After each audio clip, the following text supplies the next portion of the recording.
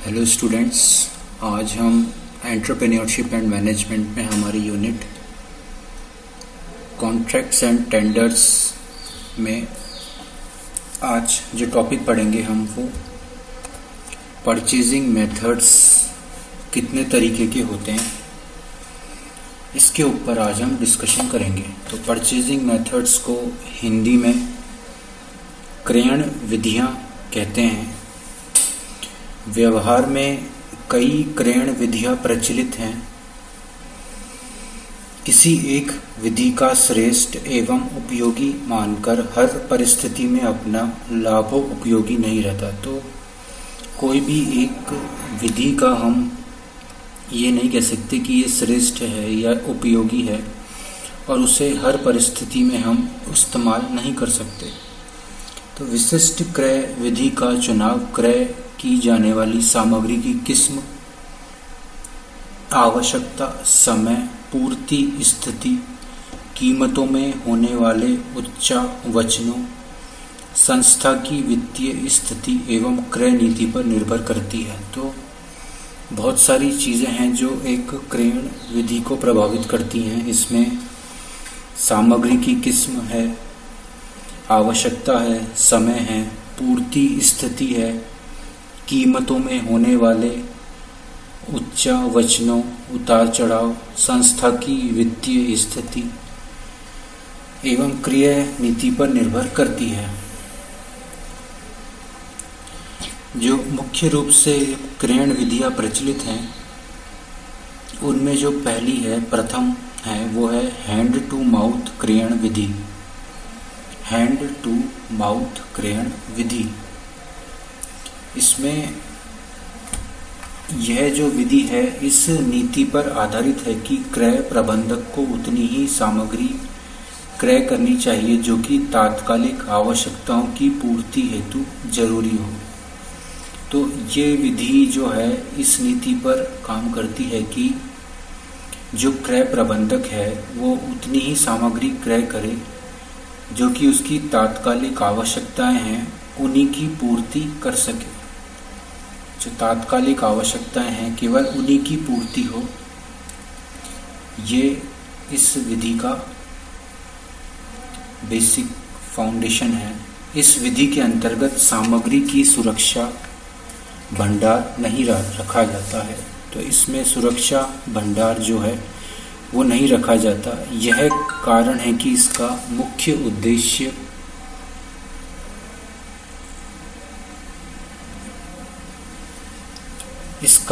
उद्देश्य संस्था को निरर्थक भंडारण समस्याओं, अप्रचलनता व कीमतों के उच्चावचनों में निहित जोखिमों से बचना होता है। उत्पादन प्रक्रियाओं, मांग, फैशन आदि से होने वाले परिवर्तनों के साथ समयोजन करना सरल हो जाता है। इस विधि का एक प्रमुख दोष है कि इसमें तात्काल आदेश देकर सामग्री प्राप्त करना कठिन ही नहीं अपितु असंभव होता है। तो एक तो इसमें भंडार नहीं रखा जा सकता, भंडार नहीं रखते हैं, और जो उत्पादन की प्रक्रिया है, मांग है और जो अन्य परिवर्तन है उसके साथ समायोजन करना आसान हो जाता है।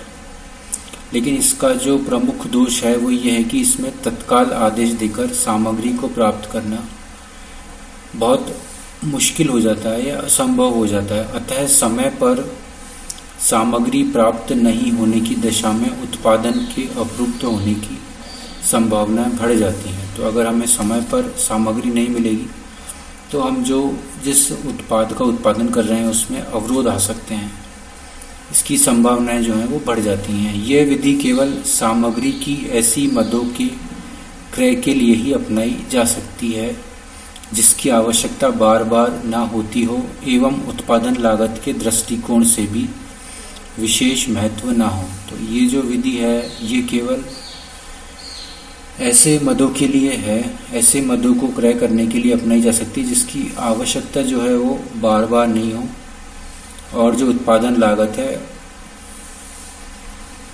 उसके दृष्टिकोण से उस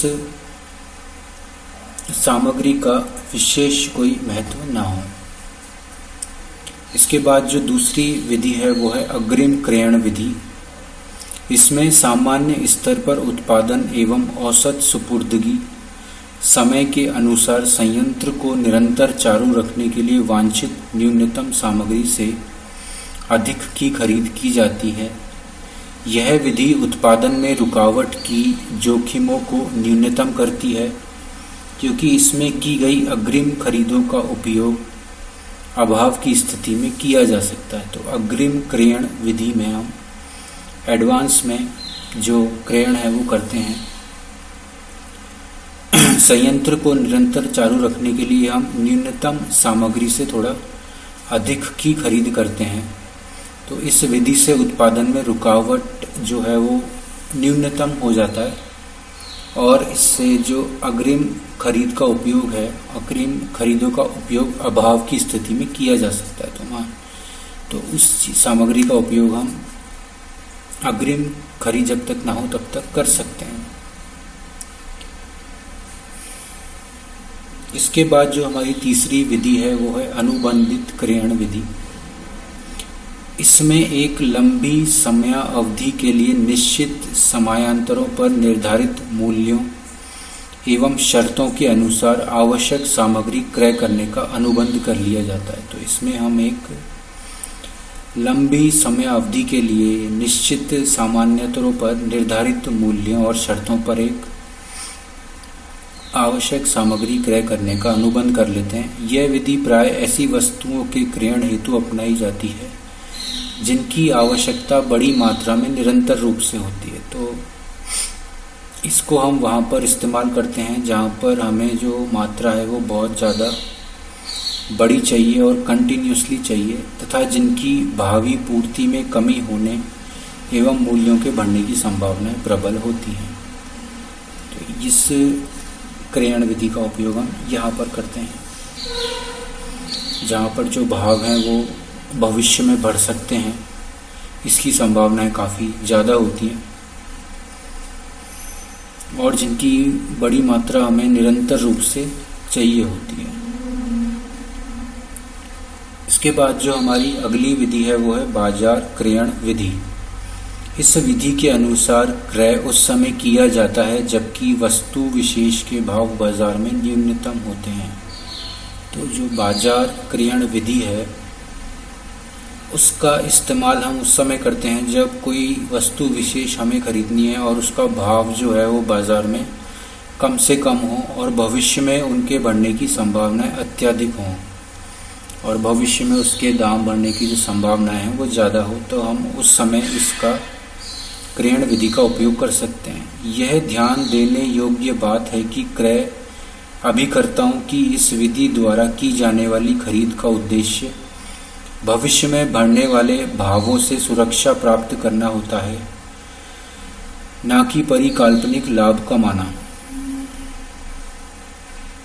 तो इसका जो मुख्य उद्देश्य है वो ये है कि भविष्य में जो भाव बढ़ेंगे उससे हमें सुरक्षा प्राप्त हो, ये इसका प्रमुख उद्देश्य होता है, न कि लाभ कमाने का। यह विधि उचित मूल्यों एवं अनुकूल शर्तों पर सामग्री की प्राप्ति को संभव बनाती है और क्रय प्रबंधकों को पूर्ण बाजार सर्वेक्षण के अवसर भी उपलब्ध कराती है। तो ये विधि जो है वो उचित मूल्य और अनुकूल शर्तों पर सामग्री की प्राप्ति को संभव बनाती है और जो प्रबंधक हैं क्रय करने वाले वो बाजार सर्वेक्षण के अवसर भी उपलब्ध उनको कराती है कि वो बाजार का सर्वेक्षण कर सकें और किस समय किस वस्तु विशेष का जो भाव है वो बाजार में न्यूनतम है, इसका सर्वे कर सकें। इसके बाद अगली जो विधि है वो है परिकल्पनिक क्रयण विधि। यह वह विधि है जिसके अंतर्गत की जाने वाली खरीदों का उद्देश्य भावी मूल्य वृद्धि से लाभ कमाना होता है। ये विधि पूर्णतः पूर्वानुमानों पर आधारित होती है। व्यवहार में इस विधि को व्यावसायिक नैतिकता की दृष्टि से उचित नहीं माना गया है। वस्तुतः इस विधि का अनुसरण बाजार में अनिश्चितता कालाबाजारी, मुनाफाखोरी एवं वस्तु अभाव जैसी दशाओं को जन्म देती है, जो व्यवसाय एवं समाज के लिए हानिप्रद होती है। तो इसके अंतर्गत जो खरीद होती है उसका उद्देश्य भावी मूल्य वृद्धि से लाभ कमाने का होता है और ये पूर्णतः पूर्वानुमानों पर आधारित होती है, लेकिन ये नैतिकता की दृष्टि से उचित नहीं माना गया है, क्योंकि इससे कालाबाजारी, मुनाफाखोरी की जो अनैतिक चीज़ें हैं वो सामने आ सकती हैं, जो समाज के लिए और व्यवसाय के लिए हानिप्रद सिद्ध हो सकती हैं। इसके बाद जो अगली विधि है हमारी वो है केंद्रित क्रयण विधि। आमतौर पर बहुसंयंत्री प्रतिष्ठानों के सामने यह प्रश्न उपस्थित होता है कि सभी संयंत्रों के लिए सामग्री का क्रयण एक ही जगह केंद्रीय स्तर पर किया जाए या सभी संयंत्र अपने से संबंधित अलग अलग क्रय करें। तो जो बहुसंयंत्री प्रतिष्ठान होते हैं उनके सामने ये प्रश्न होता है कि वह सभी संयंत्रों के लिए सामग्री का क्रयण एक ही जगह पर करें या जो सारे संयंत्र हैं वो संबंधित अलग अलग क्रय करें। तो केंद्रीय स्तर पर क्रय करने से सामग्री की अधिप्राप्ति लागत कम आती है। तो अगर हम केंद्रीय रूप में करेंगे, केंद्रीय स्तर पर करेंगे, तो जो लागत है वो कम हो जाएगी। एक जगह क्रयण से प्रमापीकरण सरल हो जाता है।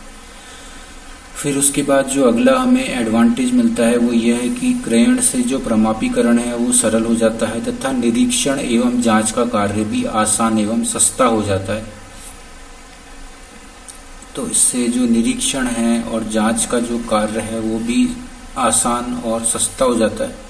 किंतु इस विधि के अनुसरण पर अभिलेख लागतें, परिवहन लागतें भी बढ़ जाती हैं। तो ये इस विधि के डिसएडवांटेज हैं कि इसके अनुसरण पर जो अभिलेख लागतें हैं, परिवहन लागतें हैं, ये बढ़ जाती हैं।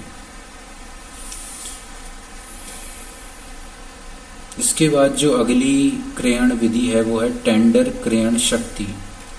क्रयण में पक्षपात, संरक्षण तथा वैयक्तिक प्राथमिकताओं को समाप्त करने के लिए टेंडर द्वारा क्रयण का चलन बढ़ता जा रहा है। तो इसमें जो पक्षपात है, संरक्षण है या प्राथमिकताएं हैं किसी की व्यक्तिगत, तो उसको समाप्त करने के लिए जो ये टेंडर क्रयण विधि है इसका प्रचलन वो बढ़ता जा रहा है। इस विधि में सामग्री आपूर्ति के लिए उस टेंडर देने वाले व्यक्ति या फर्म को चुना जाता है जिसका टेंडर सबसे न्यूनतम कीमत का होता है। तो इसमें हम टेंडर लेते हैं और टेंडर सामग्री आपूर्ति के लिए टेंडर लेते हैं और फिर जो टेंडर है उस व्यक्ति या फर्म को देते हैं जिसका टेंडर सबसे कम कीमत का होता है। प्रबंधक को इस विधि में आपूर्तिकर्ता की विश्वसनीयता एवं आपूर्ति क्षमता को देखते हुए टेंडर स्वीकार करना चाहिए। सबसे न्यूनतम कीमत तो है ही, साथ में हमें जो आपूर्ति करता है उसकी विश्वसनीयता और उसकी आपूर्ति क्षमता को भी देखना चाहिए साथ में। तो ये टेंडर क्रयण विधि है हमारी। इसके बाद जो अगली विधि है हमारी वो है दर अनुबंध विधि। दर अनुबंध विधि, यह विधि सरकारी विभागों तथा सार्वजनिक संगठनों में अपनाई जाती है। तो ये जो विधि है ये सरकारी विभाग जो हैं और जो सार्वजनिक संगठन हैं वहाँ पर ये विधि जो है वो अपनाई जाती है। इस विधि के अंतर्गत क्रेता फर्में उन विक्रेता फर्मों से संपर्क करती हैं जिन्होंने DGS&D के साथ दर अनुबंध कर रखा है। तो इसमें DGS&D एक संस्था है जिसके साथ अगर दर अनुबंध कर रखा है तो उससे संपर्क करती हैं क्रेता फर्में विक्रेता फर्मों से। DGS&D की जो फुल फॉर्म है वो है director general of supplies and disposal. ये जो संस्था है इसके बारे में हम आगे विस्तार से पढ़ेंगे। यह दर अनुबंध एक निर्धारित अवधि के लिए किया जाता है। तो इसकी जो समय अवधि है वो निर्धारित है।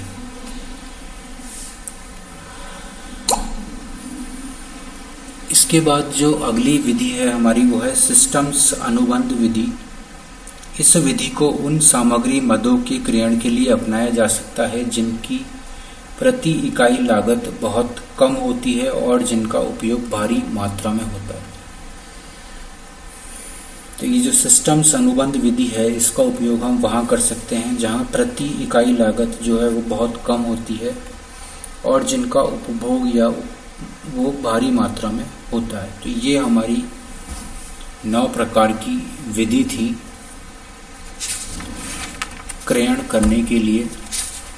जो परचेजिंग मेथड्स थे हमारे 9 तरीके के थे।